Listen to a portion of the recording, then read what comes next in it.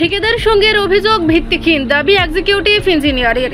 ঊনকোটি জেলা ঠিকাদার সংঘের আনা ঘুষ নেওয়ার অভিযোগ সম্পূর্ণ ভিত্তিহীন বলে দাবি করলেন জল সম্পদ বিকাশ দপ্তরের ডিভিশন 6 এর এক্সিকিউটিভ ইঞ্জিনিয়ার রণজয় দেববর্মা।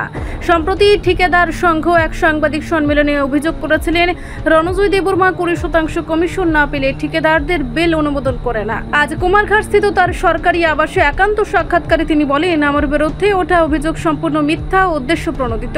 আমি সরকারি নিয়ম মেনে কাজ করি। উল্লেখ্য, গত 8 অক্টোবর রণজয় দেববর্মা সরকারি আবাসে দুষ্কৃতীদের হামলার ঘটনায় ঠিকাদার সংঘ নিন্দা জানালেও পরবর্তীতে ঘুষের অভিযোগ তুলে নতুন বিতর্কের সৃষ্টি করে। ব্যক্তিগত যেটা হচ্ছে সম্পূর্ণ মিথ্যা। 20% পেমেন্ট তো আমি আমার যে পেমেন্ট আছে সব পেমেন্ট দিতে পারতাম, এটা তো আমারই বেনিফিট হতো। তো আমার যে নাবার্ডের টাকা এসেছে, নাবার্ডের টাকা থেকে নাবার্ডের পেমেন্ট করেছি, আর মেনটেন্যান্সের টাকা থেকে মেনটেন্যান্সের যারা এলআই কাজ করেছে, মেনটেন্যান্স কাজ করে তাদের পেমেন্ট করেছি। তো উনি একজন কন্ট্রাক্টর, সব কন্ট্রাক্টরই যারা কাজ করছে তারা গেছিল আমার কাছে এফডিআর এর কাজ, যেগুলো মানে পেমেন্ট আসেনি, এগুলো এফডিআর পেমেন্ট আসেনি। আমি রেগুলেশন চিফ ইঞ্জিনিয়ার কাছে দিয়েছি, চিফ ইঞ্জিনিয়ার তো দিতে পারলো না। তখন চিফ ইঞ্জিনিয়ার বললাম, স্যার নাবার্ডের যে ফান্ড আছে কিন্তু ভাঙতে পারবো কিনা? না না, নাবার্ডের টাকা তুমি কিন্তু অন্য মেনটেন্যান্সে ভাঙতে পারবে না। 20% পেমেন্ট, আমরা এগুলো কাজ চলে 50% বিলুতে কাজ, 57% বিলুতে কাজ, 55% বিলুতে কাজ। এই কাজের মধ্যে তারা যদি এখন যে না 20% ইঞ্জিনিয়ার দেওয়া লাগে, তো এটা হাস্যকর কথা। এই ধরনের ভিত্তিহীন দেয়। আমি তো এখনো পেমেন্ট করছি। আপনারা কালকে জিজ্ঞাসা করেন যে পেমেন্ট দেওয়ার সময় কোনো কন্ট্রাক্টর আমার এখানে আসে কিনা, এসেছে কিনা, বা ওনারা মানে নাবার্ডের যে পেমেন্ট দিয়েছি তারা তো কেউ আসেনি। এখন তো অনলাইনের জগৎ, ট্রেজারি থেকে ডাইরেক্ট চলে যায়, ট্রেজারি থেকে পেমেন্ট পেয়ে যায়, যার অ্যাকাউন্টে টাকা ঢুকে যায়। আমার তো কেউ আসেন। কাজটা তো মন্ত্রী ভাই করেছে, তাহলে তো নিজেও বিল নিয়ে সাবমিট করেছে 1 মাস 1.5 মাস আগে। এটা তো আমার এসিও জানে, আমরা ভিজিটও করছি। নিয়ে যখন রিকুইজিশন এসেছিল কাজটার ব্যাপারে, তখন আমি এসি এবং আমার এসডিও সবাই মিলে কাজটা দেখেছি। একটা রাইসিং করা একটা রান্নাঘর ছিল, রান্নাঘরের সাইডে দিয়ে একটা ছড়া আছে, ছড়ার মাটি টাটি একবার রান্নাঘরটা যা অবস্থা।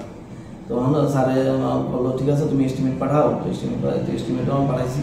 পাঠানোর পরে স্যারই টিএস ডাপ্টাইটি করে স্যার আমার কাছে পাঠাইছে। আমি টেন্ডার করেছি। টেন্ডার করার ফলে হিমাংশু বাবুর নামেই কাজ পেয়েছে এবং হিমাংশুই করেছে। আরেকটা কাজও করেছে জানি, ওইখানে 103টা টেন্ডার হয়েছিল। এখানে এই প্রথম এফডিআর এর কাজ, ওই 2025-এর এবং 26-এর ফিনান্সিয়াল ইয়ারে প্রথম এই কাজগুলো। এরপরে জানি এগুলো তো আমাদের পেমেন্ট আমি কিন্তু পেমেন্ট আসেনি। আমি কি করবো বলেন? আমি তো আপনাকে আগেও বলেছি যে আবার তো ফ্লাড হয়নি, তো ফ্লাড না হওয়ার কারণে পেমেন্ট হয়তো দেরি হইতে পারে, কারণ ফ্লাড হয়নি। আমি চিফ ইঞ্জিনিয়ার বারবার বেশি অন্য সময় তো আমার আগে যিনি ছিলেন, যখন ফ্লাড হয়েছে 2-3 বার, তখন তো হঠাৎ ফান্ড এসেছে, তো ফান্ডটা দিতে পারছে। কিন্তু আমার পিরিয়ডে তো এই এবার ফ্লাড হয়েছে না। যেটা হয়েছে একদম মেরু প্রথম অবস্থায়, যেটা 30শে মে যে ফ্লাডটা হয়েছিল, একদম মানে সবার একটু জল হয়েছিল। তারপরও বিভিন্ন রিকুইজিশন আছিল। মিনিস্টার, আমরা অনারেবল স্যার ছিলেন মিনিস্টার, তো তারা তখন আমার ডিএম সরকার একটা ভিজিট করেছিল, এই জায়গা ভেঙেছে, এই জায়গা ভেঙেছে, এই মেনটেন্যান্স করে। তো আমি সিভিল ইঞ্জিনিয়ারের কথা বলছি, স্যার মেনটেন্যান্স কাজটি হয়, তুমি মেনটেন্যান্স করতে থাকো, কী ফ্লাডের লেগে কী প্রিপারেশন তুমি এইগুলি নাও। তো আমি নিচে টেন্ডার করছি। টেন্ডার করে যখন লাস্টে আমি বললাম যে এগুলো তো সবগুলি তো দেখুন যে টাকা না এলে তো আমরা টাকাটুকু পাইতেন না। বলছে টাকাটুকু করার ব্যাপার, আমার ওয়ার্ক অর্ডার দেন। আমি এলও জমা দিতে আসছি, এলও জমা দিচ্ছে, তাহলে ওয়ার্ক অর্ডার হয়ে গেছে। আমি কিন্তু আগেই তাদের বলে দিয়েছি যে পেমেন্ট কিন্তু আবার নাও আসতে পারে, কারণ ফ্লাড হয়নি, এই কারণে বলেছিলাম। আমি যেমন উঠলো পত্রিকাতে, আমার মিসেসও ছিলেন, আমার মিসেস তো এগুলো ছিল না। এবং আর একটা পত্রিকা দেখেছিলাম যে এগ্রিমেন্ট সই করতে নাকি 15-20% দিতে লাগে। তো এইগুলি তো মিথ্যা ছাড়া আর কি হতে পারে?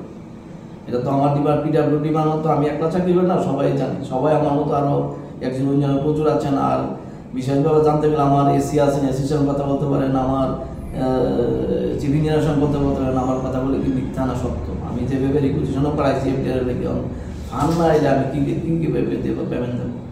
আর এফডিআর ফান্ড ভাঙতে তো আমার চিফ ইঞ্জিনিয়ার আমাকে না করে দিয়েছে যে যেই কাজের কাজ তুমি এই কাজটা করবা, কোনটা ফান্ড ডাইভার্ট করতে করা যাবে না।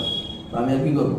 আর তারা যদি বলে যে কমিশন লাগে, তাহলে তো আমি কমিশন পেলে আমি তো সব টাকাই খরচ করে দিতে পারতাম। আমার তো 6 কোটি টাকা পেন্ডিং এফডিআর-এর, 6 কোটি টাকা পেন্ডিং এফডিআর, কিন্তু পয়সা দিতে পারছি না কেউ। রিপোর্ট সংবাদ প্রতীক্ষা।